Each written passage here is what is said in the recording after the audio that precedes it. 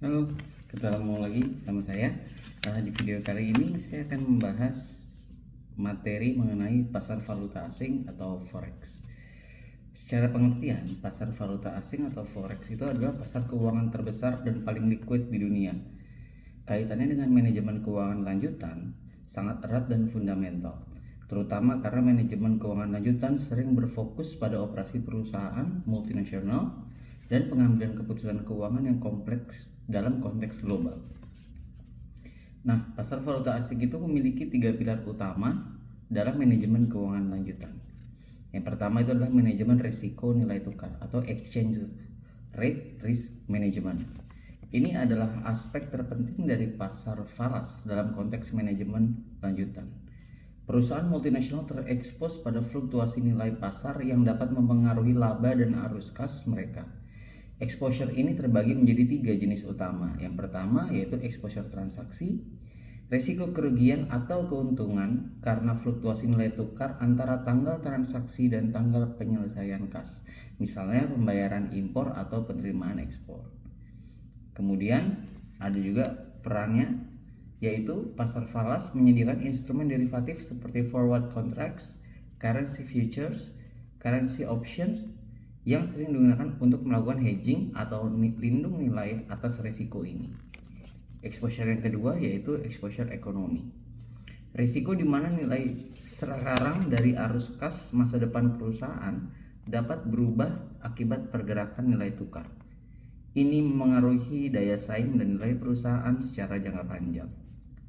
Peran dari pasar valuta asing di sini yaitu manajemen perlu menganalisis dampak jangka panjang pergerakan arus pada harga jual dan biaya, dan juga merumuskan strategi operasional atau keuangan seperti diversifikasi produk atau pembiayaan untuk memitigasi risikonya.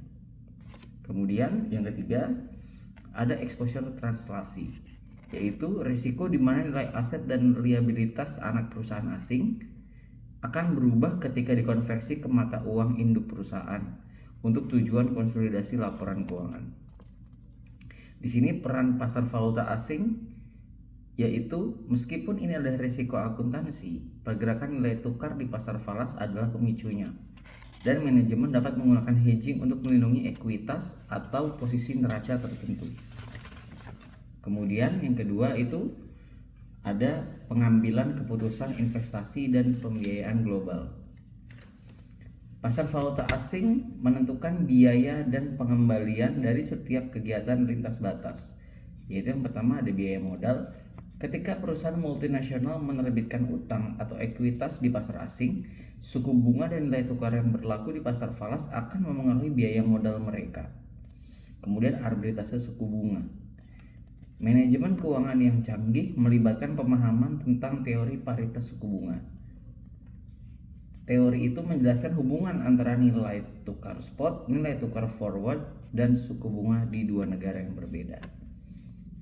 Jika paritas suku bunga tadi atau ERP berlaku, tidak ada peluang untuk mendapatkan keuntungan tanpa risiko, hanya dengan meminjam di negara berbunga rendah dan berinvestasi di negara berbunga tinggi sambil melindungi nilai tukar menggunakan kontrak forward. Kemudian yang ketiga itu ada penetapan harga transfer. Dalam perusahaan multinasional, harga barang yang dijual antara unit di negara berbeda dipengaruhi oleh nilai tukar untuk meminimalkan pajak dan risiko falas. Nah, kemudian pilar yang terakhir itu adalah teori penentuan nilai tukar. Manajemen keuangan lanjutan tidak hanya menggunakan kurs, tapi juga harus memahami mengapa kurs bergerak, yang didukung oleh beberapa teori utama yang berhubungan erat dengan kondisi pasar falas, yaitu ada paritas daya beli, kemudian ada efek Fisher internasional. Pada intinya, manajemen keuangan lanjutan menggunakan analisis mendalam terhadap teori-teori ini dan instrumen derivatif yang ditawarkan oleh pasar falas untuk mengoptimalkan struktur modal, meminimalkan risiko valuta asing, dan memaksimalkan nilai perusahaan dalam lingkungan bisnis global yang tidak pasti. Oke, itu saja mungkin yang bisa saya sampaikan di video kali ini. Sampai bertemu di video selanjutnya.